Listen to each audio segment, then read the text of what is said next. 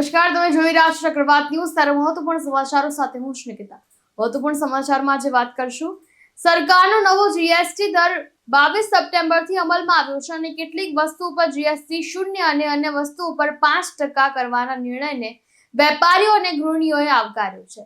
ત્યારે થાણે જિલ્લાના વેપારીઓ, નાગરિકો, વિદ્યાર્થીઓ અને મોટી કંપનીઓના માલિકોએ ટાઈમ્સ નાવ નવભારત સાથે વાત કરી તેમની પ્રતિક્રિયાઓ શેર પણ કરી. ત્યારે કેન્દ્ર સરકારે ગઈકાલે 22 સપ્ટેમ્બરથી દેશભરમાં નવો જીએસટી દર લાગુ કર્યો છે. સમુદાયના કચરામાંથી ખાતર બનાવતી કંપનીના માલિક સાઈ ખાનોલકરે જીએસટી દર ઘટાડવા બદલ સરકારનો આભાર વ્યક્ત કર્યો. જે લોકો કાચા માલ પર હાલનો 18% જીએસટી ચૂકવતા હતા તેઓએ હવે ફક્ત 5% ચૂકવવું પડશે, જેનો સીધો ફાયદો 13% ધરાવતા લોકોને થશે. તેવી જ રીતે ઘણી વસ્તુઓ પર જીએસટી 5 થી 13% ઘટાડવાના સરકારના નિર્ણયથી જીવનના તમામ ક્ષેત્રના લોકોને ફાયદો થશે. થાણે જિલ્લાના વેપારીઓ અને નાગરિકો દ્વારા નિર્ણયનું સ્વાગત પણ કરવામાં આવ્યું છે. सर, मेरा नाम साई खानोलकर है. मेरी कंपनी का नाम last green India private limited है. हम लोग वेस्ट मैनेजमेंट में हम लोग काम करते हैं और खास करके वेस्ट मैनेजमेंट के लिए कंपोस्ट बनाने की मशीन्स हम लोग बनाते हैं. पेटेंटेड कुछ प्रोडक्ट्स है हम लोग के. और जीएसटी का ऑफकोर्स बहुत ही बढ़िया हम लोग को बेनिफिट मिला है, क्योंकि अभी हम लोग जब मशीन बेचने जाते हैं, हम लोग सोसाइटीज में, म्यूनसिपालिटी है, ये सब चीजें जो है, तो वहाँ पे म्यूनसिपालिटी ने कचरा उठाना चाहिए, हम लोग क्यों उठाए, हम लोग अपना वेस्ट क्यों ये करें, हम लोग टैक्स भरते हैं, ये नॉर्मली प्रॉब्लम आता है. लेकिन अभी जो जीएसटी में 18% से 5% पे आया, उसकी वजह से करीबन 13% की राहत मिली है. तो ये बहुत ही अच्छा चीज है कि लोग जो मशीन 4-5 लाख की है, जिसके ऊपर 1 लाख रुपया करीबन 80,000 से 90,000 करीबन जीएसटी भरना पड़ता था, वो सिर्फ अभी 25,000-30,000 पे आया है. तो उसका डेफिनेटली बेनिफिट होगा. और हम लोग का जो काम है एनवायरनमेंट को बेनिफिट ही देता है. उसमें मीथेन बाहर नहीं आएगा, ओजोन लेयर नहीं आएगा, डैमेज होगा, उसमें गर्मी, ग्लोबल वार्मिंग नहीं होगी. तो इससे कुछ लोग यानी म्यूनिसिपल कॉर्पोरेशन अगर थोड़ा प्रेशर कर ले तो ये सब सोसाइटीज, प्राइवेट कंपनी, ये सब ये मशीन से ले सकती है और उनको ये सस्ता पड़ेगा. तो ये बहुत अच्छा सर ये हुआ है, बेनिफिट हुआ है. इससे क्या अपने बिजनेस में फायदा होगा? जरूर, इसमें डेफिनेटली बिजनेस में फायदा होगा, क्योंकि जब बात वेस्ट मैनेजमेंट की आती है तो लोग पैसा खर्चा कितना हो रहा है ये जरूर देखते हैं. तो ये 13% की राहत, ये बहुत बड़ी राहत है. और जो लोग, बहुत बार हम लोग ने ये देखा है कि हम लोग जो मशीन बेचने जाते हैं तो 20,000 और 25,000 के लिए भी कभी कभी लोग लेते नहीं है और वहां पे हम लोग को बिजनेस छोड़ के आना पड़ता है. लेकिन यहाँ पे अभी ये जो 13% की राहत है, वो हम लोग डेफिनेटली हम लोग कस्टमर को ही पास ऑन कर रहे हैं. तो मेरी मशीन अगर मैं 5 लाख में बेच रहा था, वो मशीन उनको डेफिनेटली 4 लाख, 4.25 लाख में मिल जाएगी. तो उसमें डेफिनेटली सर बिजनेस पे फायदा होगा और कस्टमर को भी बहुत ज़्यादा फायदा होगा. 22 सितंबर से जो जीएसटी कम हो रहा है, उससे किचन में बहुत अच्छा फ़र्क होने वाला है. क्योंकि जो जीएसटी कई जगह 18% था, कई जगह 28% था, उससे हमें बहुत तकलीफ़ होती थी. जो हमारा महीने का जो बजट था उसमें भी बहुत प्रॉब्लम आता था. जो अभी कम हो रहा है जीएसटी, उससे हमें किचन में बहुत अच्छा फ़ायदा होने वाला है, ऐसा मुझे लग रहा है. कहीं जो सरकार की योजना को कैसे देखते हैं? सरकार की योजनाएं बहुत अच्छी रहती है, लेकिन जो योजना सरकार बनाती है वो कायम स्वरूपी रहनी चाहिए, बीच में बंद नहीं करनी चाहिए. नहीं तो इलेक्शन है तो इलेक्शन आया, इलेक्शन गया, तो इसके लिए जो जीएसटी कम कर रहे हैं और कोई योजना ला रहे हैं, ऐसा करना नहीं चाहिए. जो भी योजना ला रहे हैं वो जो अभी इलेक्शन के बाद भी चालू रहनी चाहिए, ऐसा मेरा कहना है. कम किया है. आप एक युवा हो तो कितना साकार होगा इस योजना से? ने बहुत अच्छा रिफॉर्म किया है जीएसटी के ऊपर, जिसमें जीएसटी के रेट्स घटाए. मेरा बचपन से एक सपना था कि मुझे बुलेट गाड़ी चाहिए था, तब मेरा सपना था, और वो मेरे इससे बाहर, हैसियत के बाहर था. लेकिन अभी सरकार ने नया जीएसटी लाया, उससे पहले 28% था बुलेट के ऊपर जीएसटी, अभी वो घट के 18% हो गया. इससे मेरा 15 से 22,000 रुपये तक बच जाएंगे एक नया बाइक लेने को, मतलब रॉयल एनफील्ड का हंटर विंटर गाड़ी, जो मेरा सपना था. तो अभी मैं आराम से ये नए जीएसटी रिफॉर्म की वजह से मैं दिवाली में लेने का सोच रहा हूँ. कितना फ़ायदा होगा आपके किचन में एक महिला होने के नाते? नमस्कार, मैं जयश्री शेट्टी. जीएसटी कम होने से हम लोग को, महिलाओं को बहुत सारे, मतलब बहुत अच्छा फ़ायदा मिला है हम लोग को. हम लोग पहले जीएसटी आता था तो हम लोग सोचते थे कि वो बनाए, ये बनाए, ये ले. हम लोग को बहुत ताड़ाजोड़ करना पड़ता था, हम लोग को ताड़जोड़ करना पड़ता था। तो इसके लिए अभी जीएसटी कम हुआ तो हम लोग को अभी बहुत अच्छा हुआ कि हम लोग है ना सामान भी अभी बराबर हम लोग लेंगे, बराबर सामान भी लेंगे और घर में भी हम अच्छा मुझे खाना बनाने का वैरायटी वगैरह है हम लोग बना सकते हैं। हम लोग को जो चाहिए वो सब हम लोग बना सकते हैं। ये सरकार की योजना कितना अच्छा है? इस सरकार ने ये योजना बनाई, बहुत अच्छा बनाई। हम लोग ये सरकार का बहुत शुक्रिया अदा करना चाहती हूँ मैं। मेरा नाम सारिका सालुंके है। शासन ने जो निर्णय लिया है जीएसटी कम करने का वो बहुत ही अच्छा है। फिलहाल हम लोग जब किचन की ग्रोसरी खरीदने जाते थे तो वहाँ पे हम लोगों को 200 या 300 रुपये जीएसटी की वजह से ज़्यादा देने पड़ते थे, लेकिन ये जीएसटी जो 5% किया है इससे हमारे जो ज़्यादा की रकम देने वाली थी अभी बचने वाली है। इससे हमारा जो घर का जो था वो अभी उसमें कुछ स्थिरता आने लगेगी और ब्यूटी प्रोडक्ट रहेंगे। कुछ भी चीज़ें हम लोग जब खरीदने जाते थे तब उसके ऊपर हमारे जो बिल रहता था उसके बिल के साथ हमें 200 या 300 रुपये ज़्यादा देने पड़ते थे, लेकिन ये जीएसटी जो कम की है उसकी वजह से हमारे जो ज़्यादा के जीएसटी पैसे वो अभी बचने वाले हैं। इससे हम लोग दूसरे कुछ जो चीज़ें वो खरीद सकते हैं।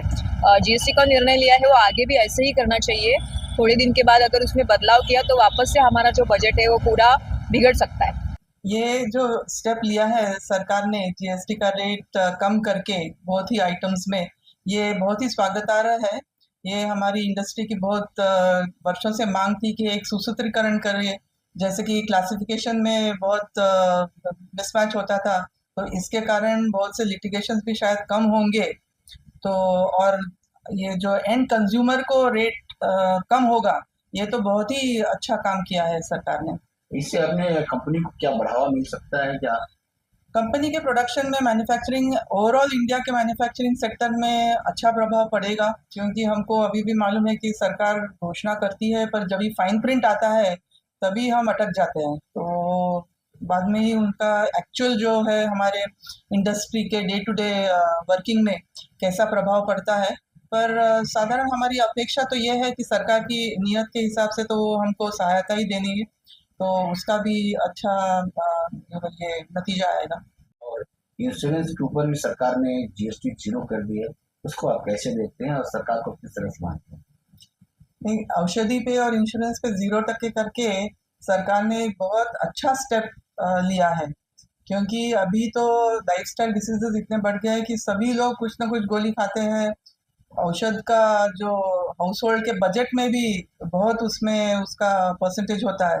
तो ये 0 करने से सामान्य जनता को खूब बहुत लाभ होगा, क्योंकि उनका ये जो मोदी जी का जो बोल रहे हैं कि स्वास्थ्य सुविधा पूरे भारतीय लोगों को होना चाहिए, तो उसमें ये बहुत उसका योगदान होगा। लोगों का बजट इनके काबू में आएगा। और जो इंश्योरेंस पे और मेडिक्लेम में 0% जीएसटी किया है, ये तो सभी स्तरों के लोगों के लिए बहुत फायदेमंद है, क्योंकि अभी तो मेडिक्लेम और इंश्योरेंस तो सभी को लेना ही पड़ता है, और उसका वो 18% से 0% करने से बहुत ही फायदा सभी लोगों को सभी स्तरों पे होगा। तो इसके लिए हम सरकार का बहुत बहुत धन्यवाद देते हैं। તો નવી મુંબઈ એરપોર્ટનું નામ હવે ડીબી પાટીલના નામ પરથી રાખવામાં આવશે, પરંતુ 30મી તારીખે એરપોર્ટનું ઉદ્ઘાટન નહીં થાય, આવું વન મંત્રી ગણેશ નાયક દ્વારા જણાવવામાં આવ્યું છે. નવી મુંબઈ આંતરરાષ્ટ્રીય એરપોર્ટના નામકરણને લઈને ઘણો વિવાદ પણ થયો છે. થોડા દિવસો પહેલા એવી જાહેરાત કરવામાં આવી હતી કે વડાપ્રધાન નરેન્દ્ર મોદી 30મી તારીખે એરપોર્ટનું ઉદ્ઘાટન કરશે. જોકે ત્યારબાદ આ તારીખ અંગે મૂંઝવણ ફેલાઈ હતી. જોકે હવે આ મૂંઝવણ દૂર થઈ ગઈ છે અને 30મી તારીખે એરપોર્ટનું ઉદ્ઘાટન નહીં થાય. ત્યારે તેમણે એવો પણ વિશ્વાસ વ્યક્ત કર્યો છે કે એરપોર્ટનું નામ ડીબી પાટીલના નામ પરથી રાખવામાં આવશે. મુખ્યમંત્રી દેવેન્દ્ર ફડણવીસે પણ પ્રોજેક્ટથી પ્રભાવિત લોકોના નેતા ડીબી પાટીલના નામ પરથી એરપોર્ટનું નામ રાખવાની સંમતિ આપી છે. ત્યારે નાઈકે એવો પણ વિશ્વાસ વ્યક્ત કર્યો હતો કે કેન્દ્ર સરકાર તરફથી અંતિમ મંજૂરી મળ્યા પછી એરપોર્ટનું નામ ડીબી પાટીલ આંતરરાષ્ટ્રીય એરપોર્ટ રહેશે. મહારાષ્ટ્રના બીડ જિલ્લાના શિરૂર કાસર તાલુકાના માતુરી ગામના ખેડૂતોને બ્લોક નંબર 161માં તળાવ ફાટવાથી 100% નુકસાન થયું છે. માતુરી ધારેવાડી વિસ્તારમાં ભારે વરસાદને કારણે આશરે 1500 થી 2000 હેક્ટર જમીન ડૂબી ગઈ છે અને ઉભા પાક સંપૂર્ણપણે નાશ પામ્યા છે, જેના કારણે ખેડૂતો મોટા સંકટનો સામનો કરી રહ્યા છે.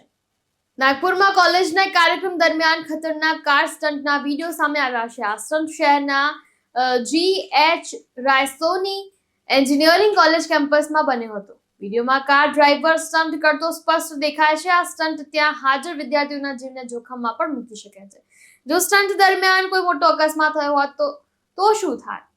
આ સ્ટન્ટનો વિડીયો સામે આવ્યા પછી જ્યારે કોલેજના પીઆરઓ અમિત ગાંધેરેનો સંપર્ક કરવામાં આવ્યો ત્યારે તેમણે ભૂલ સ્વીકારી અને કહ્યું કે શનિવારે તેમની કોલેજમાં રફતાર નામનો એક કાર્યક્રમ યોજવામાં આવ્યો હતો. આ કાર સ્ટન્ટ ઇવેન્ટ દરમિયાન થયો હતો. કોલેજે તેની જાણ થતાં જ સ્ટન્ટ બંધ કરી દીધો. પરંતુ જો કોલેજ કેમ્પસમાં આવો ખતરનાક કાર સ્ટન્ટ કોઈ મોટો અકસ્માત સર્જે અને વિદ્યાર્થીઓના જીવને જોખમમાં મૂકે તો એ પ્રશ્ન ઉભો થાય છે કે આનો જવાબદાર કોણ હશે? તો નાગપુરના મોમિનપુરામાં વિરોધ પ્રદર્શન યોજાયું હતું. ઉત્તર પ્રદેશના કાનપુરમાં આઈ લવ મોહમ્મદ બેનરને લગતા તાજેતરના વિવાદના વિરોધમાં આ વિરોધ પ્રદર્શન યોજાયું. આ વિરોધ પ્રદર્શનનું નેતૃત્વ નાગપુર શહેર કોંગ્રેસ સમિતિના લઘુમતી વિભાગના પ્રમુખ વસીમ ખાન દ્વારા કરવામાં આવ્યું હતું. તો આ વિરોધ પ્રદર્શનમાં તમામ રાજકીય પક્ષોના લોકોએ ભાગ લીધો હતો અને વસીમ ખાને જણાવ્યું હતું કે બંધારણ બધા ધર્મોને પોતાના દેવી દેવતાઓની પૂજા કરવાનો અધિકાર આપે છે અને એ પણ જણાવ્યું કે મહેરબાની કરીને કોઈ નફરત ન ફેલાવે તેમજ કોમી એકતાનો ભંગ પણ ના કરે. हाल ही में उत्तर प्रदेश के कानपुर में जो आई लव मोहम्मद के बैनर को लेकर एक विवाद हुआ, लोगों ने आपत्ति करी, पुलिस वालों ने एफआईआर दर्ज करी. उसी को लेकर आज हमने नागपुर मोमिनपुरा में एक आंदोलन रखा था. आंदोलन बड़े शांतिपूर्वक हुआ. आंदोलन का लेने का हमारा ये एक जो हमारे नबी का कैरेक्टर है, जो हमारे नबी ने अपने जीवन में लोगों के लिए, सभी के लिए, ये दुनिया के लिए हमारे नबी रहमतुल्लिल आलमीन सभी के लिए रहमत बनकर आए थे, उसी का एक मैसेज देना था. वही हमने किया.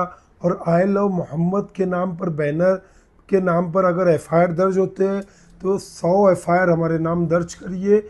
एफआईआर क्या, हम मोहम्मद के नाम पर अपना जानो माल सब कुर्बान कर सकते. Imitation jewellery manufacturers and dealers association of Mumbai દેશમાં જ નહીં પરંતુ વિદેશમાં પણ તેના ઉત્પાદનો માટે જાણીતું છે. લગભગ 60 વર્ષ પહેલા રચાયેલી આ સંસ્થા આજે 2200થી વધુ સભ્યો સાથે દેશની નંબર 1 ઇમિટેશન દાગીના સંગઠન માનવામાં આવે છે.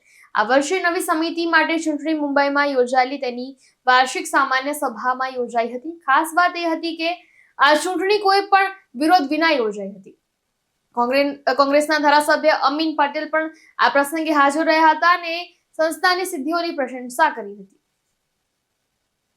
ત્યારે દેશના સૌથી મોટા imitation jewellery association imitation jewellery manufacturers and dealers એસોસિએશને તાજેતરમાં તેની વાર્ષિક સામાન્ય સભા યોજી નવી સમિતિ માટે ચૂંટણીઓ યોજાઈ હતી અને સંસ્થાની દિશા અને ભવિષ્ય અંગે ચર્ચા કરવામાં આવી હતી. લગભગ 60 વર્ષ જૂની આ મુંબઈ સ્થિત સંસ્થા દેશભરના ઇમિટેશન જ્વેલરી વેપારીઓ માટે ઓળખ અને શક્તિનું પ્રતીક બની ગઈ છે. દર વર્ષની જેમ વાર્ષિક સામાન્ય સભા ખૂબ જ ઉત્સાહ સાથે મળી હતી.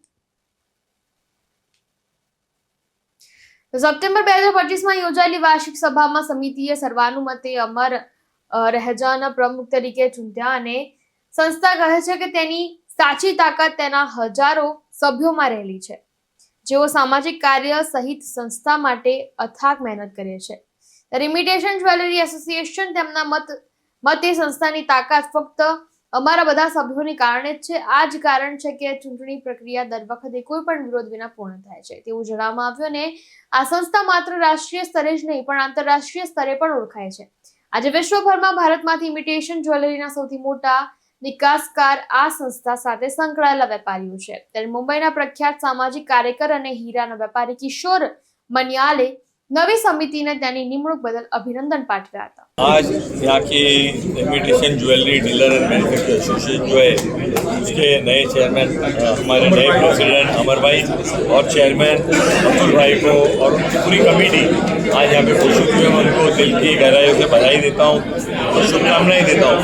हमारे अतुल भाई के साथ अमर भाई कई सालों से कंधे से कंधा मिला करके व्यापारियों के लिए, जो इमिटेशन ज्वेलरी के व्यापारियों के लिए कई सालों से काम करते हैं. मेरा बहुत पुराना वर्षों से उनका संबंध है.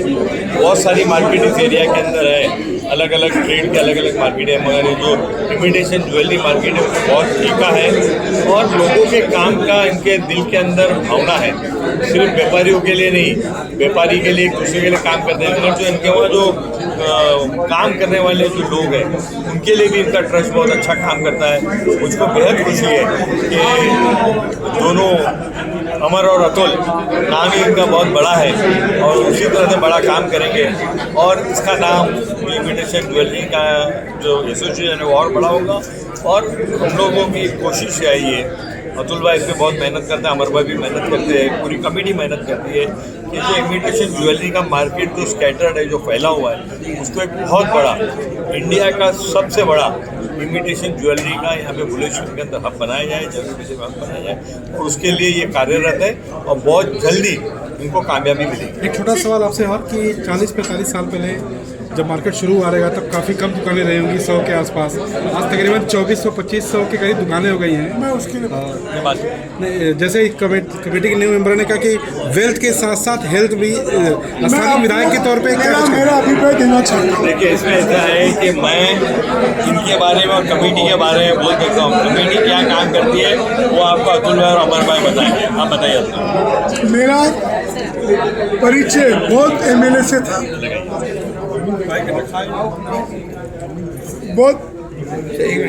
बहुत पार्टी के एमएलए से हमारा परिचय था। हमारे को एक शौक करने में था कि कांग्रेस का एमएलए हमारा काम नहीं करेगा। ये फैक्ट बात बता रहा हूँ। हम 10 साल से 8 साल से परिचय में हैं और हमने ऐसा एमएलए, मैं बोलता हूँ कांग्रेस का छोड़ो, ऐसा एमएलए पूरे ये एरिया के अंदर अगर 7 सीट है तो कोई नहीं है।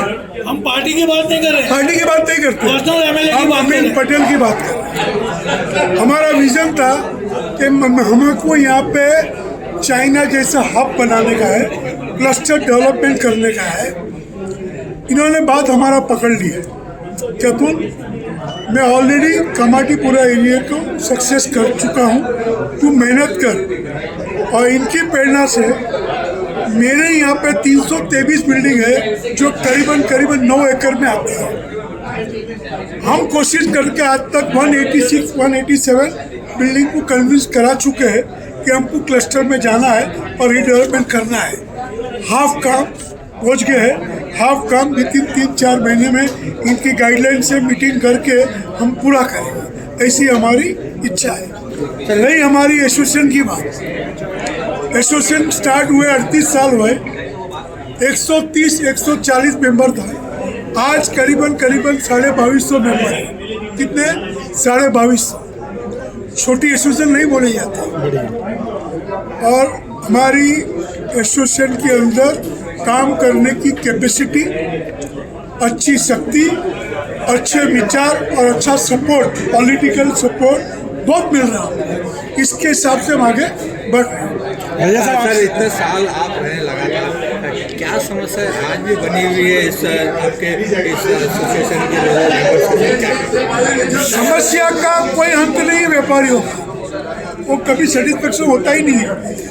ज़्यादा करके समस्या इंफ्रास्ट्रक्चर जो इस एरिया का है, वो गंदगी, हाउस गली, करोड़ों के घर में हम रहते हैं, यहाँ पे गटर में आके बैठते हैं ये एरिया में।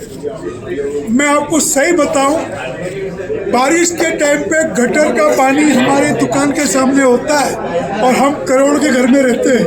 ये इंफ्रास्ट्रक्चर इधर का है। मैं बोलता हूँ व्यापारी ने कभी दरखास्त ही नहीं किया गवर्नमेंट को कि हमको इतना अच्छा इंफ्रास्ट्रक्चर ला के दो, तो गवर्नमेंट ने ध्यान नहीं दिया। अब व्यापारी की आवाज़ उठ रही है। हम भी चाह रहे हैं कि हमारे को अमीन भाई पटेल जैसा एक आगेवानी मिले। हम भी इस सपने को जल्द से जल्द पूरा करने की उम्मीद रखते हैं। आखिर क्या किस तरह बधाई देंगे, किस तरह शुभकामनाएं देंगे? अमर भाई रहेजा मेरे परम मित्र हैं, ये भी 35 साल से इस एसोसिएशन में जुड़े हुए हैं। हमारे को 2200 मेंबर में यही बंदा क्यों पसंद आया, उसका कारण बता देता। ये बंदे में जितना काम करने की ख्वाहिश है उतना कोई बंदे में दिखी नहीं है। इसको इच्छा है कि इस एसोसिएशन को अतुल भाई तुम जहाँ स्टॉप करके गए उसके ऊपर लेके जाओ। इसके लिए आज इनको चुना गया। और हम उम्मीद करेंगे कि ये अमर भाई रहेगा, इसका रिजल्ट आने वाले 2-3 साल में हमको देंगे। रजत साहब आपसे एक सवाल है कि अमीन पटेल साहब का पूरा हिस्ट्री हम जानते हैं, कई बार सर्वे में भी नंबर 1 पूरे महाराष्ट्र में विधायक के तौर पे सामने आए हैं, एक बार नहीं कई दफ़ा आए हैं, उनसे तो हमारा निजीगत भी रिश्ता है। अक्सर इलेक्शन में ऐसा देखा जाता है कि बहुत नोकझोंक होता है, उठापटक होता है, लेकिन आप लोग के इलेक्शन में कोई सब चीज़ दिखाई नहीं दी है। नई कमेटी भी बन गई, चेयरपर्सन भी बन गया, प्रेसिडेंट भी बन गए, सेक्रेटरी भी बन गए, बाकी कमेटी मेंबर भी आ गए, आप लोगों ने अपनी इच्छा शक्ति के अनुसार चुना भी, किसी का कोई विरोध भी नहीं हुआ। ये खास चीज़ दिखाई दी आप लोगों को। इसकी खासियत ये है कि हमारे एसोसिएशन में जितने हम सब व्यापारी हैं, सब अपने को एक ही घर का सदस्य मानते हैं।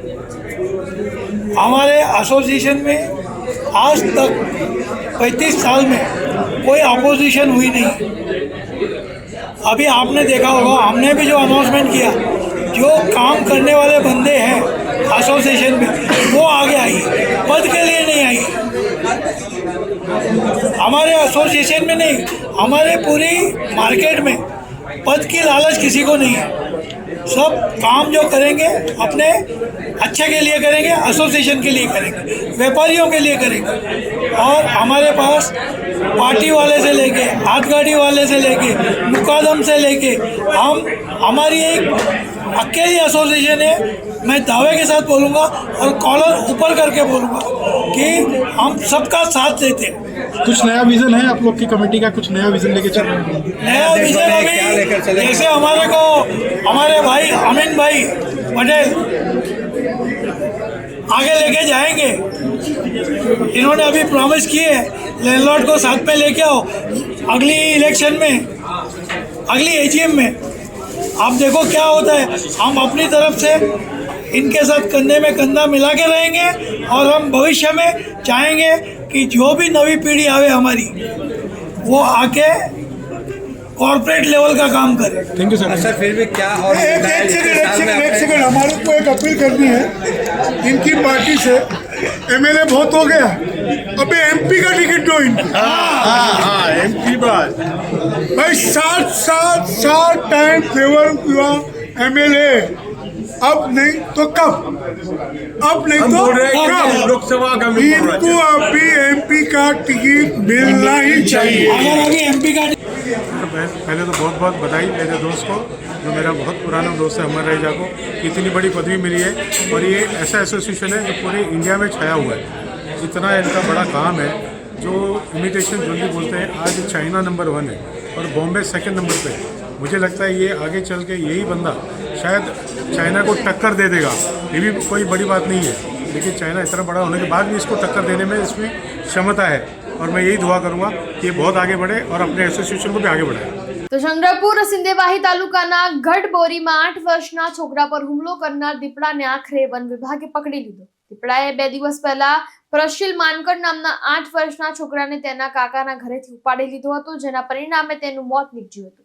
આ ઘટના બાદ વન વિભાગે વિસ્તારમાં પાંજરા ગોઠવ્યા હતા અને આખરે વન વિભાગ ગઈકાલે રાત્રે 11 વાગ્યાની આસપાસ દીપડાને પકડી પાડવામાં સફળ રહ્યા છે। નાસિકમાં ગોદાવરી નદીમાં પૂર આવ્યું, મંદિરો ડૂબી ગયા અને ગંગાપુર ડેમમાંથી પાણી પણ છોડાયું। ત્યારે ભગવાનના ઘરમાં પાણી ઘૂસ્યું અને નાસિકમાં 2 દિવસથી ભારે વરસાદ જોવા મળી રહ્યો છે। હવામાન વિભાગે નાસિકમાં ઓરેન્જ એલર્ટ જારી કર્યું છે।